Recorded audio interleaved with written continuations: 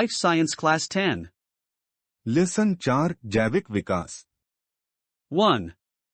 पाठ परिचय। जैविक विकास के प्रस्तावक चार्ल्स डार्विन ने जीवों के बीच अंतर संबंधों पर जोर देकर विकास के अपने सिद्धांत में सब कुछ समझाया।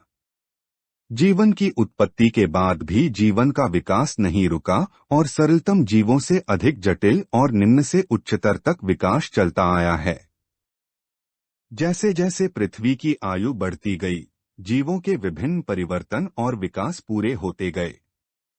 इसलिए विकास के बारे में जानने के लिए इसके पिछले इतिहास, कारणों और विकास के तरीकों की समझ होना बहुत जरूरी है। आइए अब हम विस्तार से इसे समझते हैं। जिस बिंदु पर हमें ध्यान देना है वह है अभिव्यक्ति की अवधारणा। जीवन की उत्पत्ति, अभिव्यक्ति की प्रमुख घटनाएं, जैविक अभिव्यक्ति का सिद्धांत, अभिव्यक्ति के सिद्धांत के पक्ष में सबूत।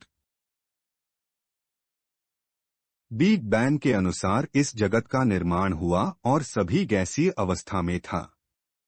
पृथ्वी के निर्माण के समय तापमान 6000 डिग्री सेल्सियस था। बाद में पृथ्वी ठंडी होने लगी। जलवाष्प संघनित होकर वर्षण बनाता है और पृथ्वी की सतह पर महासागरों का निर्माण होता है। जीवन की उत्पत्ति। धरती के गर्म अवस्था में कार्बन, हाइड्रोजन, नाइट्रोजन, कुछ मात्रा में ऑक्सीजन मौजूद थे। इसके आपस में मिलने से उत्पन्न हुए थे विभिन्न प्रकार के कार्बनिक यौगिक, जैसे हाइड्रोकार्बन की उत्पत्ति मीथेन, एसिटिलीन तथा ईथेन। फिर हाइड्रोकार्बन और जल से बने एल्कलाइड, कीटोन। फिर शर्करा। आगे एल्कलाइड और कीटोन से बना फैटी एसिड, लिपिड। ये हाइड्रोकार्बन तथा अमोनिया से एमाइनो एसिड, प्रोटीन बने।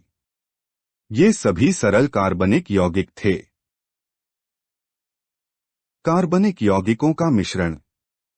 ये कार्बनिक यौगिक समुद्र के गर्म जल के साथ मिलकर तरल अवस्था में हॉट डाइल्यूट सोप का निर्माण करता है।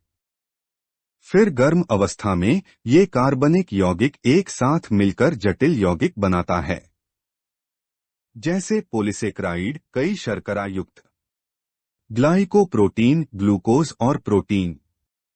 ग्लाइकोलिपिड ग्लूकोज और लिपिड बनाता है। न्यूक्लिक एसिड की संरचना। शर्करा और नाइट्रोजन तथा फास्फोरस मिलकर बनता है न्यूक्लिक एसिड, अर्थात आरएनए और बाद में डीएनए। इस प्रकार पृथ्वी को मिलती है पहली कोशिका, अर्थात प्रोटोसेल या कोएसर्वेट्स या आदिकोश, और सृष्टि होती है सरल कोशिका से जटिल कोशिका।